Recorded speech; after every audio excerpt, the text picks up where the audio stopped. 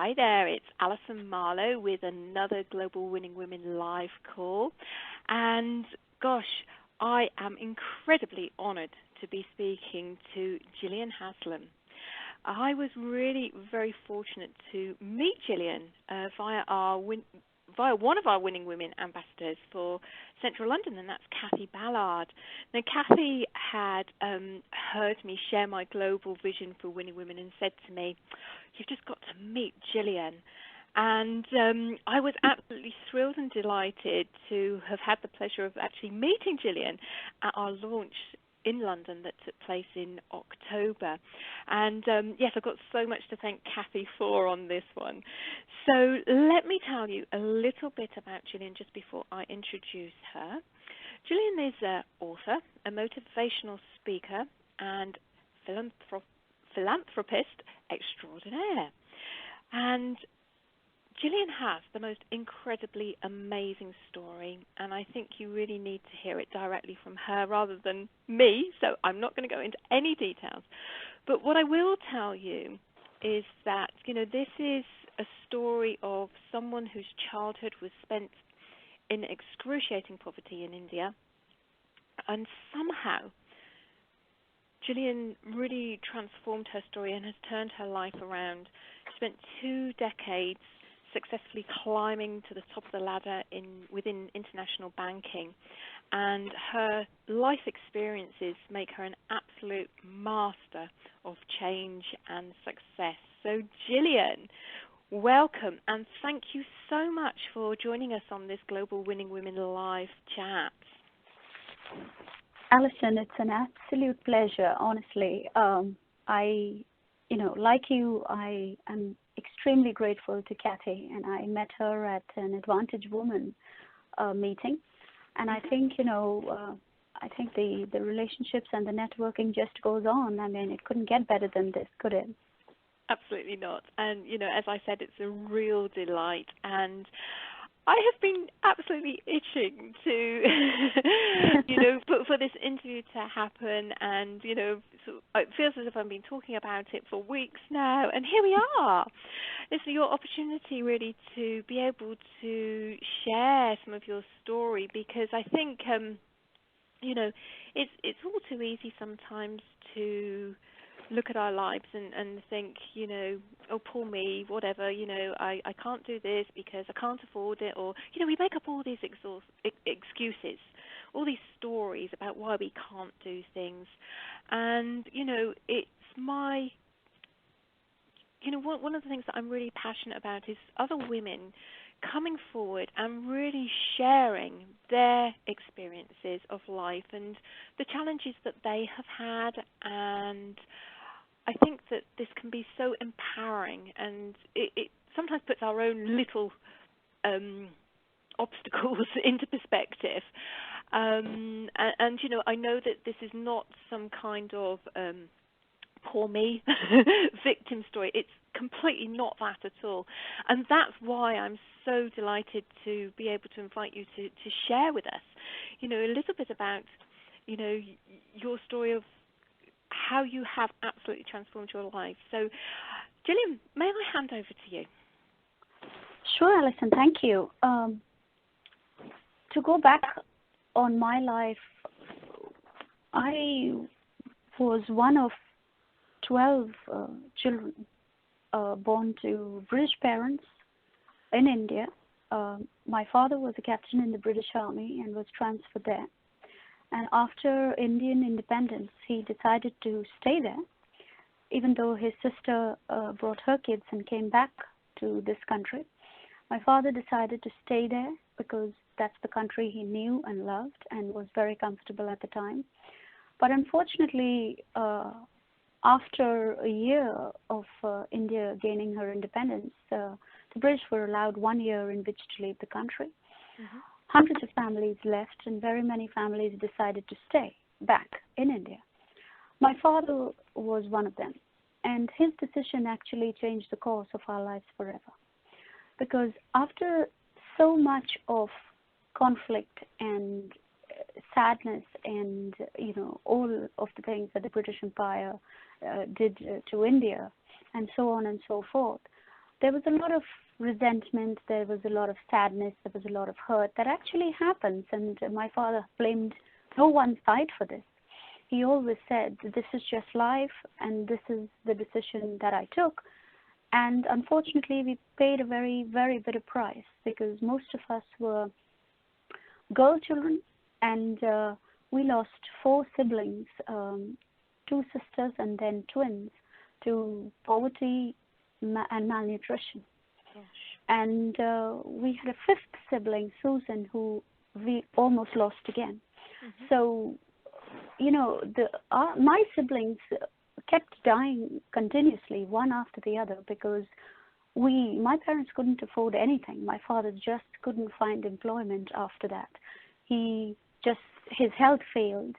I remember, if someone were to ask me today, Alison, where I was born, I couldn't give you an address or a place or anything, because as far as I can remember, myself and my little sister were moved about from under people's stairs to the back of their houses, to living under their stairs, to, you know, their verandas. And sometimes people felt sorry for us, so they took us 2 little girls in and told my mom, look, there's no place for you.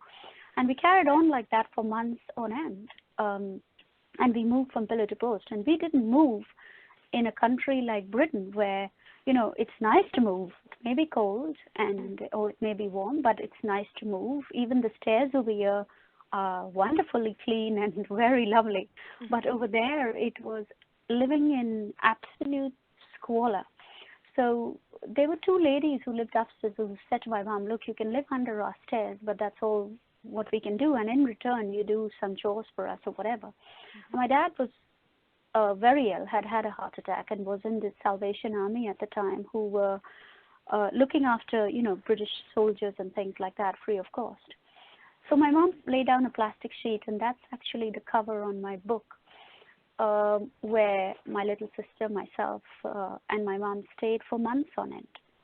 And we were growing up there, but playing in the lanes, and just about 2 or 3 feet from us, people, you know, bathed every day, and they washed their clothes, they bathed their children, they even used it as a toilet. And that's where we just dwelled and we lived. We didn't know better. And in the lane, there was a man who used to fry, you know, these puris and make some curry. And every day I remember my sister and myself going and, you know, just absolutely standing near the hot stove and near his utensils and staring at the food. And he would splash hot oil on us just to send us away, to say, you know, stop staring at the food. We would run a few yards, run all the way back, still stare at the food, and he would get so fed up that he would take a piece of paper, put some food in it, like some puris or something, and shove it in one of our hands and say, you know what, take the food, and if you come back tomorrow, I'll really burn you. But he never ever, you know, for months on end, he fed us, and for months on end, he threatened us. But we didn't care. We still went back because we were so hungry, you know. And we moved to a place in Dum Dum where my parents got a small job as school teachers. But in that place too, there was a kidnap arranged for my elder sister, who was 12 or 13 at the time. And so we had to leave everything we had, which wasn't much, but at least it was a room and a little house with everything. But we had to leave every single thing we had and leave by night. And run away, similar to the one-track family, but only thing we were absolutely poverty-stricken. But we left back, came back to the city of Calcutta, and on the way, I remember that the station was so incredibly crowded that, in fact, there's a video going out tomorrow on everything that I'm talking to you about today, where there are a group of people who are putting together a movie on my book. And they've made a video on this. And the station was so incredibly crowded that I remember my little sister and myself were almost trampled to death on there. And my teenage sister was, you know, being manhandled from every direction. And it was too much for my dad. He had lost, you know, they had lost 4 children. We were very little. We were all starving. We had to leave everything. There was actually a feeling of there is no further we can go except just lie down and die, because that's really where we are. There is nothing to go back to. We've arrived in a station which is, one of the worst and most crowded stations in the world. And where do we go from here? We literally have nowhere to go. So my dad got another heart attack, and my mom took him straight back to the Salvation Army, put him there. And she took my sister, and she put her with friends, and she took my little sister and me, and we moved back to stay under the stairs. And while we were there, we got very, very ill, very, very seriously ill. And so my mom asked another lady, will you look after the girls? And this lady was kind enough. She was very elderly, a bit senile. And she said to my mom, of course, bring the girls to me. I'll look after them. So my mom was eternally grateful to her. But because she was a bit senile, she always said to me, one eye is horizontal, the other eye is vertical, and you'd be good at absolutely nothing.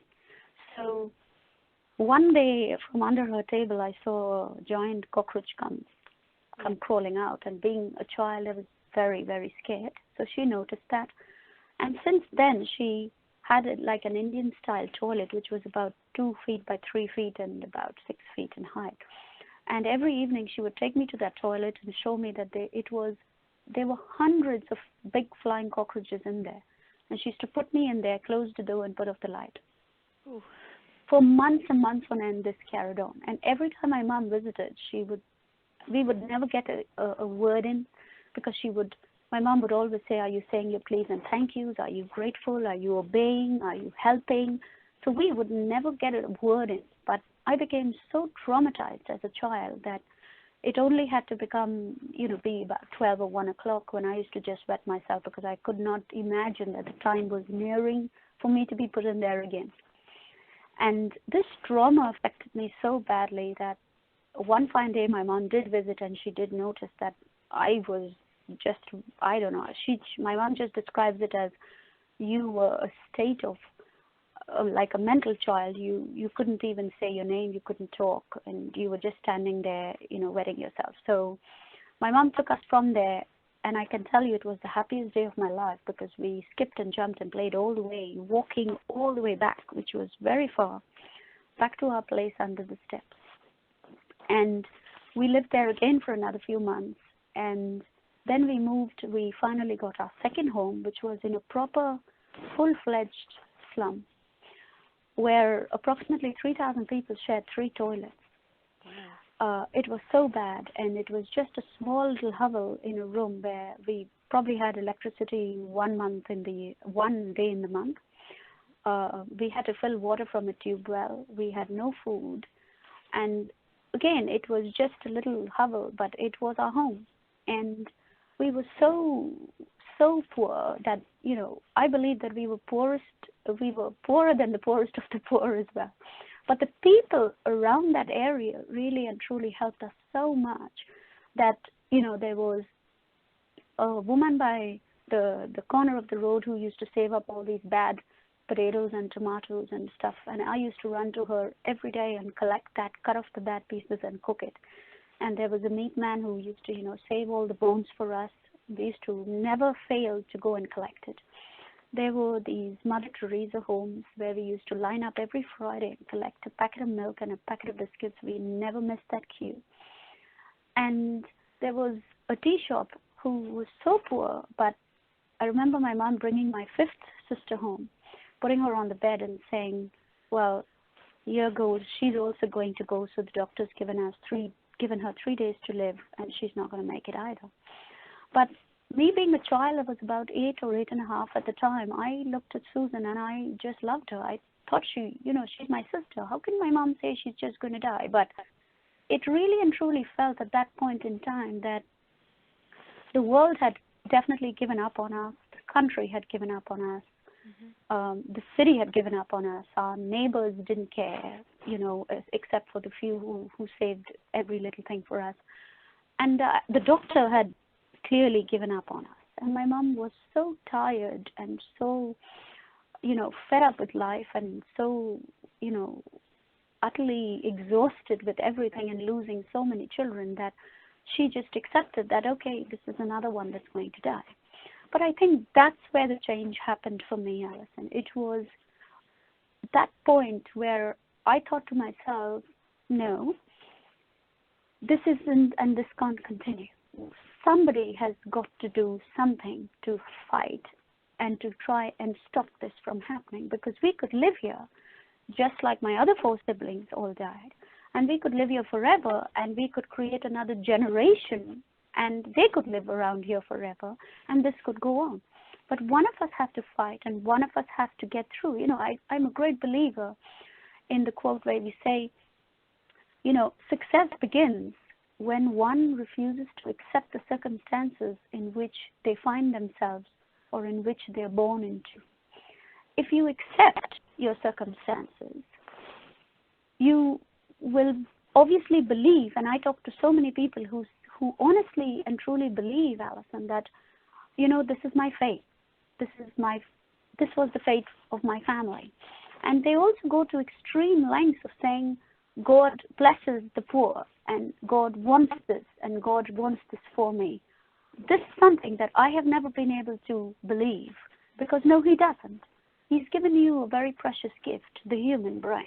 He's given you the power of choice, and He's made you and created you in His own image. He's given you every single thing that you need to use to change yourself, and you just need to use that to the best of your ability. If you study your neurology, you'll understand that the more neurological pathways you create, good or bad, you are creating it for yourself. No one can create that for you, you know. And it's that time when I looked at my sister and I thought, no, someone has to do something. So I ran to the tea shop and I said to him, could you give me a little bit of milk? And he diluted the milk. He put a bucket of water in the milk in front of me. But he gave me that little steel bowl of milk every day, and every day I brought it back and I mixed that little powder medicine that the doctors gave my mother, all wrapped up. I mixed it and I pressed my sister's cheeks together and I fed her that medicine and I fanned her, and she survived, and I brought her to London and she topped a university, and her picture was on every tube and bus and in the university. So it just goes to show, Alison, that even in some of the worst cases on our planet, there lies potential. If only we can try and motivate and inspire even one person in any family, we can actually open doors for the rest. And that is really what I have set myself to do all over the world, or as much as I can, by not only telling my story, but by inspiring girls. And you know, all the women who listen to this can feel free to go onto YouTube and type my name in and listen to all the videos there. I mean, I talk about it in a little bit more detail, some in less detail, but I speak a lot of universities and schools and convents and, you know, things like that. And the story is very, very clear there, Alison. And that's what my childhood experience has been, Yeah, it's incredibly humbling story to, you know, hear about your persistence, you know, and your self-belief in yourself and how positive you are. Jillian, what happened to really, I hear that you kind of made this decision that, you know, you were going to change things, but how did you achieve your success? At first I started looking after the little ones at the age of 8, and I started to, you know, help them, and I started to go to school myself and come back and look after them.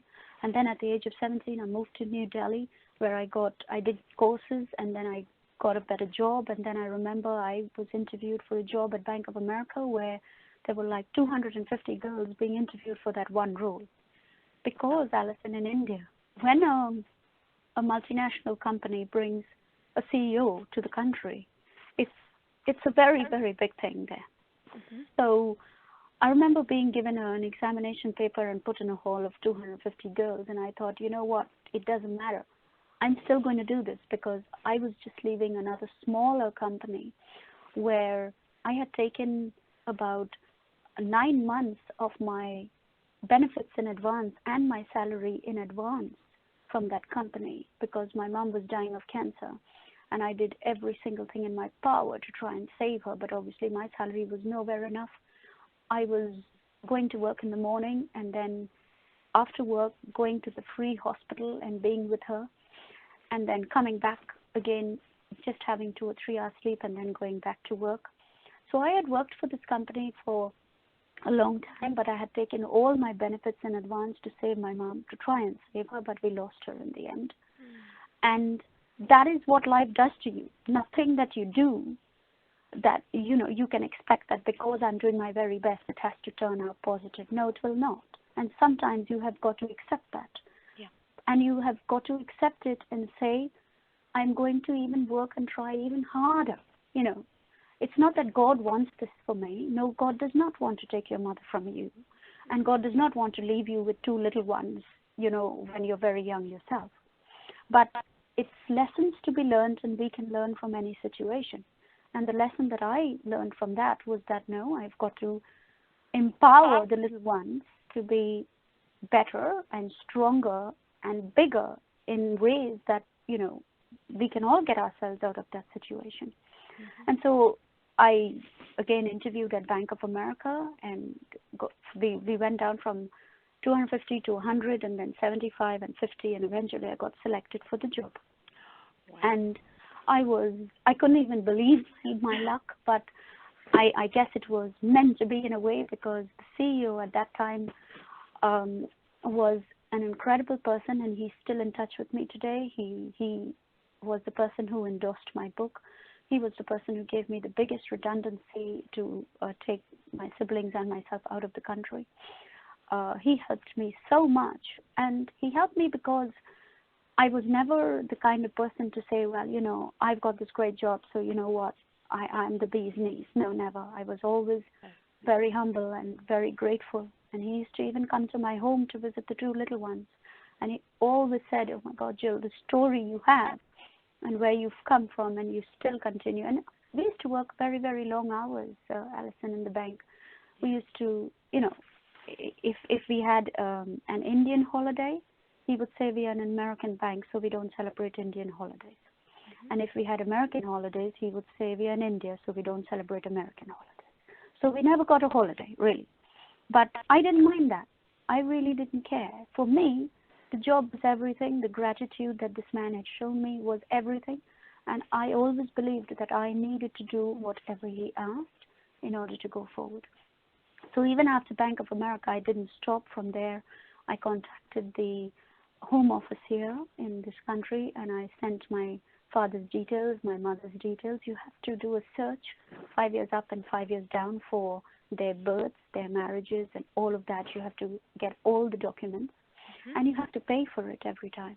So I managed to pay for it, and I got all the documents, and I brought my family out here. And even here, I worked for RBS, and I've worked for ABN AMRO for many years. I joined initially Morgan Stanley, but I didn't stop. I kept studying, and I kept, training as a motivational speaker, training as a trainer.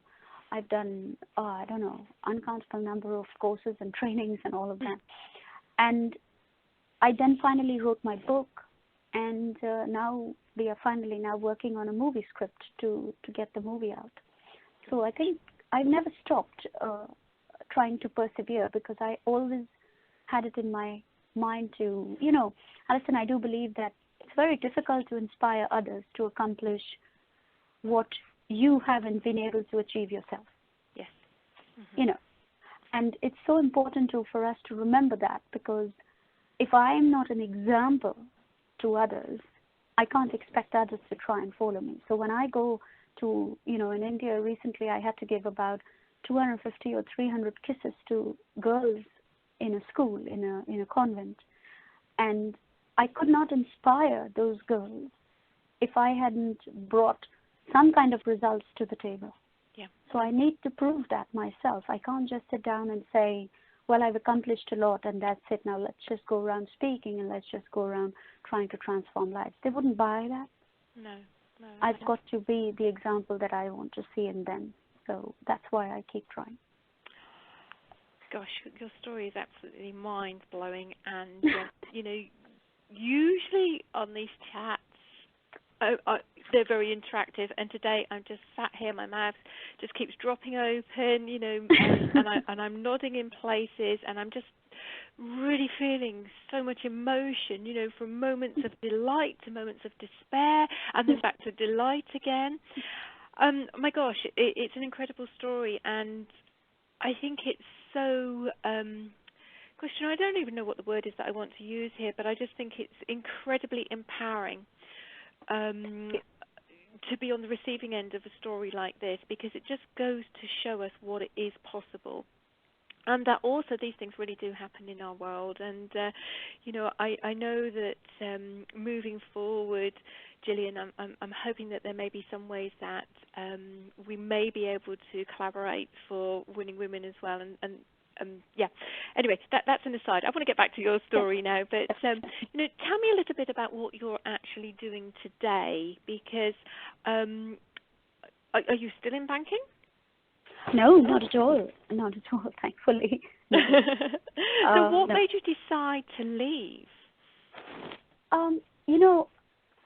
Alison, I do believe that, as I say on most of my speaking engagements, that all of us are born with something very special and something unique about ourselves. Mm-hmm. And I try to say this to all the younger girls I meet wherever I go, that it's so pointless for us to try and compete with anything that is out there, or try and be somebody we are not, because we are and we do have this something special that we all know we possess. But what tends to happen, that life gets in the way, hardship gets in the way, and all of this kind of thing gets in the way. And I like Maya Angelou, where she says, I can be changed by my circumstances, but I refuse to be reduced by it. But what tends to happen to many, many of us is that we tend to allow our circumstances to reduce us. And because of that, we look at money and we look at our lives as, let's do that job because that will actually bring us in a lot, and it will bring us in a lot of status and a lot of, power, and it will at least put us out there with the masses. And it's like having a herd mentality, And unfortunately, we lose ourselves in the bargain. We actually do. And that's exactly what happened to me. I felt I need to get out of that situation. I could get into banking, and I could be this banker, and I could earn X amount of money, and, I could just definitely impress my family and all of that. And which, yes, it all worked, and my family were very impressed, and who wasn't? But at the end of the day, when I was looking in the mirror, I was kind of lying to myself. I like the 4 lines that I use where it says, you can walk through life. You can go through life and get pats on your back as you pass. But sooner or later, you'll face heartache and tears if you lie to the guy in the glass. Mm-hmm. And every day when we look at ourselves, we think we can be someone else. But I think there is a lot to do with you facing that mirror and saying, I know I have this gift. I know I have this something special. And I may be doing this day job, and I may be doing whatever it has to do with my present circumstances, but I'm going to constantly strive to bring out the best in me. And I know I have it. And like one banker said to me, I know everything that Jillian's been through, and I know how hard she's found it, and I know what she continuously still goes through. But also what I do know is that she never stops trying to be what she believes herself to be. And that's what happened to me throughout my banking career. I knew deep within me that there was something else, and I had a gift, and I wanted to use it. And to be honest, Alison, that's exactly what I did. And you know it for yourself. When you are doing something like this, it is more than inspiring, for a principal or, a head of a university to get on stage and say, Jillian, you didn't talk from your mind. You inspired us so much today. You were talking from your experiences, and, I can't help but say, God bless you. You know that you've created a difference. You know that whatever you were doing in the past was wrong. You know that. And that's what I would love to ask every woman to do, is to to find this in themselves and not stop to use it. As President Obama says, if you're walking the path and you continue to walk that path, a day has to come when you will get there. And I believe that because I've got there. Yeah. I'm so certain right now there are going to be lots of people that are so identifying with this. We do know it in our hearts. And I also feel very strongly that there's a lot of entrepreneurial women that have chosen or have somehow ended up on this path because they have these gifts and these talents that need, and messengers that need to get out into the world, and we need to be reminded on calls like this, of our greatness. And we sometimes know it in our hearts, and life can sometimes get in the way. And I can only say thank you, Jillian, for sharing this with us today. It's absolutely mind-blowing. It really is. And you are an absolute amazing messenger. Oh, thank you. I'm wondering, though, I've got a couple of other questions that I'd really love to ask, if that's okay. Yeah, please. One of those questions very much is around women who may be struggling right now. They know in their moments of quietness, when they're feeling very connected with themselves and when everything's going really well, that they are on the right path. But then other things may happen. They have their own experiences, life stories, and life can suddenly appear to be quite difficult and they're going through a struggle or whatever. Do you have any tips or any advice that you may be able to share? Something practical, I'm thinking. Yeah, you see, Alison, at the end of the day, we all wish and hope that life was simpler, and that, we woke up one morning and, we knew that we had these gifts and we just were able to accomplish them. But unfortunately, it's not that simple, sadly. And we all know this. But, I believe that hope is one thing, belief is another, and understanding that everything you do, however many times you do a task or you think a task, to remember that your thoughts become things. Yeah. And that actually comes from a neurological aspect where the more you think something or the more you do something, you are creating those neurological connections. So you could be, a fantastic drug addict or a great alcoholic, or you could be an unstoppable business entrepreneur. It is always a matter of choice, And, my dad always used to like to quote to me this little paragraph from a poem called Don't Quit, and I'm sure you've heard it, but he always used to say, success is failure turned inside out, the silver tint of the clouds of doubt. And you never can tell how close you are. It may be near when it seems afar. So stick to the fight when your hardest hit, because it's when things seem the worst that you mustn't quit.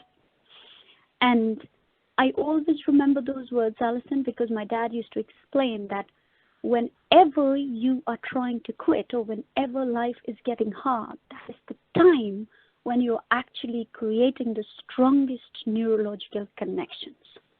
And if you even have read the book from Napoleon Hill, Think and Grow Rich, all the millionaires that he's ever interviewed, you will read in that book that most of the millionaires have said that we only transformed our lives from nothing to complete success because of the fact that we didn't give up.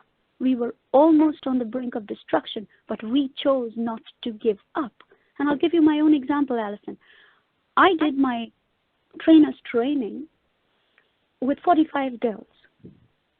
And from a class of 45 girls, only 3 of us actually made it to the business entrepreneur course, and we made it into business. Wow. And today, when I look at that, I see both the girls have gone back to work and I'm the only one out. Really? So those are the stats. Those are the figures.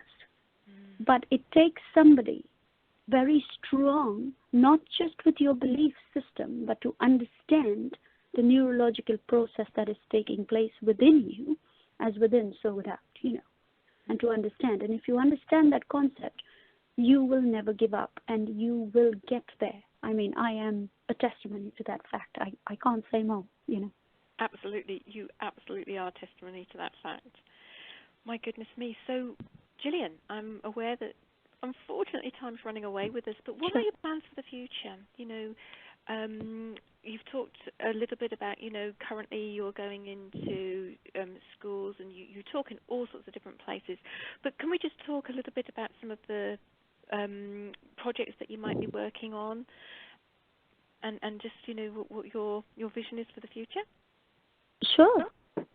Alison, I speak at a lot of corporates here, and I try and get them to, do exchange programs. That is, they feed 600 kids in India or 1,000 kids or 200 kids in India, or they pay for the medical treatment of people in India.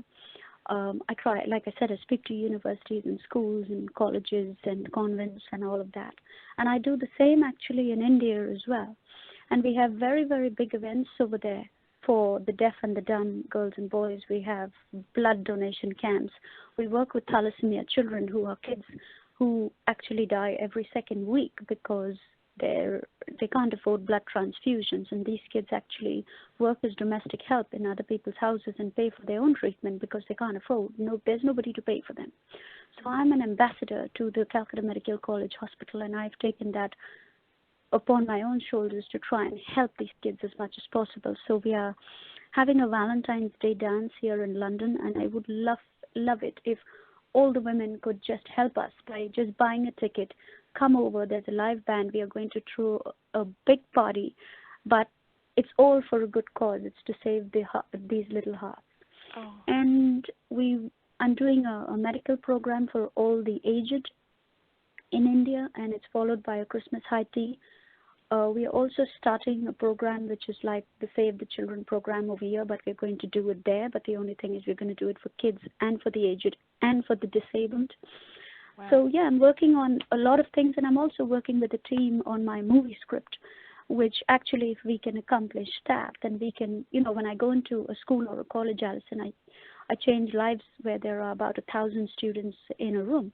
But I think if the movie's made, we can change it by the millions, and that's my dream, which I want to do, and I want the book and the movie to reach out to every child, to inspire them to know that it's not so, you think it's hard to do, but it's not that hard to do, but when you accomplish it, the joy is tenfold, trust me. 100-fold.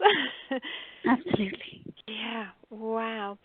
And with your permission, perhaps you would be kind enough to share with me, not right now, Jillian, but sure. at some other time, the links where people could purchase tickets for the Valentine's Ball. I think that would just be absolutely amazing, and particularly for, our winning women in the London area and surrounding areas as well.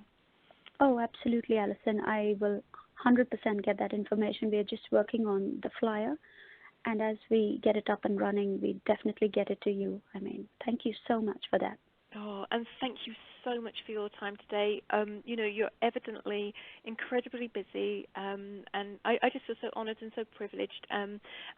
Thank you for just making the time as well, and seeing this call as just as important as some of the other work that you're doing. I really, really do thank you and appreciate. Not at all, Alison. It's an absolute pleasure. I mean, a person like you. It's not easy to meet every day, I have to say that. But I honestly mean that. I honestly do. And I'm incredibly grateful for the opportunity and, of course, to have met you and Kathy, too. So thank you so much for this. Thank you so much. And I absolutely know, without a doubt, this call is going to have inspired so many people. I just really think that we're going to see some big breakthroughs and some big shifts after this when, when people Oh, I hear hope what so. you have to say. Any time, if you know you need me to come over and do a Q&A, and to talk a little bit more about, how it's happened and, all of that, people can feel free to go to my website. It's just jillianhaslam.com and look at some of the press and the media interviews there that are absolutely amazing and incredible. Even I can't believe it when I look at my site, to be honest. But we'll share the link. Yeah, it's just jillianhaslam.com, and it'll inspire them to actually believe that you can go from rags to riches. There is no doubt about that. I wish every woman every success, and I know it can be done. It certainly can. Thank you so much for your time today.